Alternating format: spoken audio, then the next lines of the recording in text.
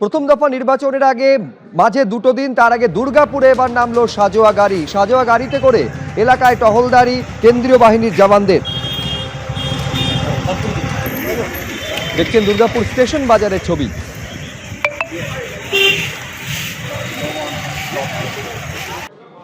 ভোটের মুখে উত্তপ্ত খেজুরিতে এবার তৃণমূল কর্মীর বাড়িতে আগুন ধরিয়ে দেওয়া হয়েছে বলে অভিযোগ। প্রতিবাদে এবং দোষীদের গ্রেফতারির দাবিতে খেজুরি থানা ঘেরাও তৃণমূলের, আর তারপর রাস্তা অবরোধ করে বিক্ষোভ পর্যন্ত দেখানো হলো।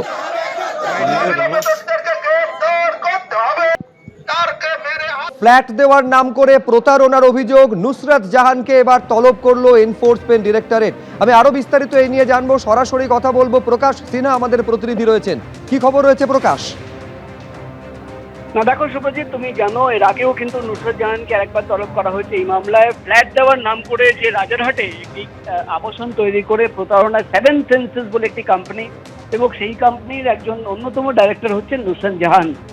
ইডি সূত্রের খবর, গত কয়েক মাস ধরে তদন্ত করে বেশ কিছু নতুন তথ্য সামনে এসছে, এবং সেই জন্যই আবার নুসরাত জাহানকে তলব করা হয়েছে, নোটিশ পাঠানো হয়েছে। আগামী 22 তারিখ কলকাতার ইডি দপ্তরে তাকে হাজির হতে বলা হয়েছে। কিন্তু যেটা ইডি সূত্রের খবর, নুসরাত জাহান তিনি ইডি তদন্তকারী অফিসারকে জানিয়েছেন যে তিনি কলকাতার দপ্তরে আসবেন না, অর্থাৎ তিনি অনিচ্ছা প্রকাশ করেছেন।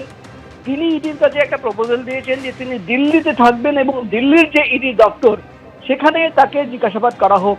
কিন্তু ইডির তরফে যেটা জানানো হচ্ছে যে দিল্লিতে তাকে জিজ্ঞাসাবাদ করা হবে না, যেহেতু কলকাতার মামলা, কলকাতার তদন্ত এবং কলকাতায় তদন্তকারী অফিসার থাকবেন। তাই আগামী 22 তারিখ নুসরাত জাহানকে কলকাতার ইডি দপ্তরে আসতে হবে। সব মিলিয়ে আবার সেই ফ্ল্যাট প্রতারণা মামলা এবং নুসরাত জাহানকে একেবারে ধন্যবাদ প্রকাশ। ও যোগী আদিত্যনাথ তিনি একদিকে স্বামী বিবেকানন্দ এবং অন্যদিকে নেতাজি সুভাষচন্দ্র বসুর মধ্যে গুলিয়ে ফেললেন। পুরুলিয়ার জয়পুরে নির্বাচনী প্রচার সভা ছিল, সেখানে গিয়ে তিনি বলছেন স্বামী বিবেকানন্দ বলেছিলেন তোমরা আমাদের রক্ত দাও, আমি তোমাদের স্বাধীনতা দেব। দেখুন একবার। स्वामी विवेकानंद इसी बंगाल की धरती ने दिए हैं। स्वामी विवेकानंद ने कहा था तुम मुझे खून दो मैं तुम्हें आजादी दूंगा। बहनों और भाइयों, नेताजी का यह उद्घोष भारत की आजादी का मंत्र बन गया था। स्वामी विवेकानंद इसी धरा की देन है। स्वामी विवेकानंद ने वैश्विक मंच पर हम सब भारतीयों को गौरव की अनुभूति कराने वाला उद्घोष किया था कि गर्व से कहो हम हिंदू हैं। আজকে যোগী আদিত্যনাথ ওইগুলো শুনে এবং সাষ্টাঙ্গে প্রণাম দেখে মনে করছেন আমি কিছু বলবো না, আমিও বলবো give me blood I will give you freedom. এই কথাটা বলে দিলাম। তিনি বলছেন, যোগী আদিত্যনাথ বলছেন, এটা নেতাজি সুভাষচন্দ্র বোস বলেনি, কিন্তু যোগী আদিত্যনাথ বলেছেন এটা স্বামী বিবেকানন্দর কথা।